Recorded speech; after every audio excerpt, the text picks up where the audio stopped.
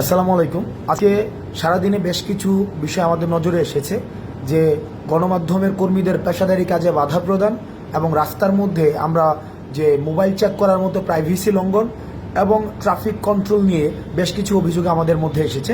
আমি প্রথমেই বলতে চাই যে আমরা নির্যাতকের পরিবর্তন চাইনি, আমরা নির্যাতনেরও পরিবর্তন চেয়েছি। আমরা যেই আমাদের মধ্যে এতদিন আমাদের দেশে যে বিদ্যমান যে সমস্যাগুলো ছিল, এই সমস্যাগুলো যারা সৃষ্টি করত, আমরা তাদের পরিবর্তন শুধুই চাইনি, বরং সমস্যাগুলোর পরিবর্তন চেয়েছি। ছাত্রলীগ যেভাবে আমাদের ফোন চেক করে দেখেছিল যে আন্দোলন সংশ্লিষ্ট কোনো ছবি আছে কিনা, এবং তারা আমাদের শিক্ষার্থীদের উপরে নির্যাতন করেছে ফোন চেক করার মধ্য দিয়ে, এবং সেটি প্রাইভেসি লঙ্ঘন হয়েছে, আমরা তখন সেই বিষয়টির প্রতিবাদ জানিয়েছি। কিন্তু আজকে আমরা দেখেছি যারা বৈষম্য বিরোধী ছাত্র আন্দোলনের পরিচয় দিয়ে তারা বিভিন্ন মোড়ে এই যে ফোন চেক করে মানুষের প্রাইভেসি লঙ্ঘন করেছে, যেটিকে আমরা অত্যন্ত নিন্দনীয় কাজ মনে করছি এবং সেটির আমরা প্রতিবাদ জানাচ্ছি এবং তাদেরকে আমরা হুঁশিয়ার করে দিতে চাই, আপনারা এই ধরনের কাজের আর কখনোই পুনরাবৃত্তি করবেন না। কারণ এই ছাত্রলীগীয় কায়দায় যে কাজগুলো হয়, আমরা সেটিরও কিন্তু পরিবর্তন চাই।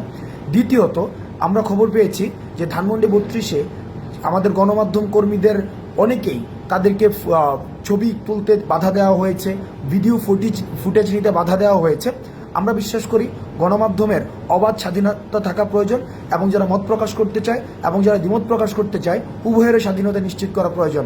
সেই জায়গা থেকে আজকে যারা ধানমন্ডি 32-এ যারা গণমাধ্যম কর্মীদেরকে তাদের পেশাদারি কাজ করতে দেননি, তাদের এই কাজের আমরা নিন্দা জানাই। গণমাধ্যম স্বাধীনতা নিশ্চিত করার জন্য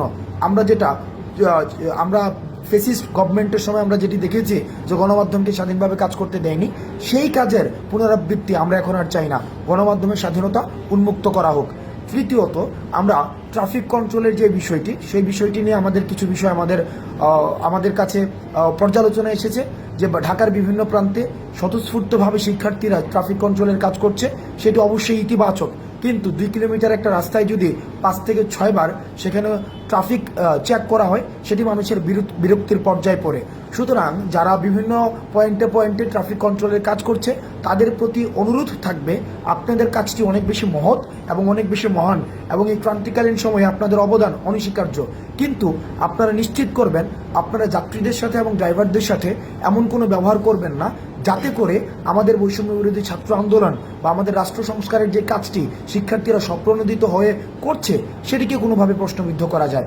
আমরা আমাদের রাষ্ট্র সংস্কারের কাজ অব্যাহত থাকবে, এবং যতদিন না পর্যন্ত রাষ্ট্র সংস্কারের চূড়ান্ত প্রতিফলন আমরা সামনে দেখতে পাচ্ছি, ততদিন পর্যন্ত এই রাষ্ট্র সংস্কারের কাজ চলবে। আপনারা ভালো থাকবেন। সালামু আলাইকুম।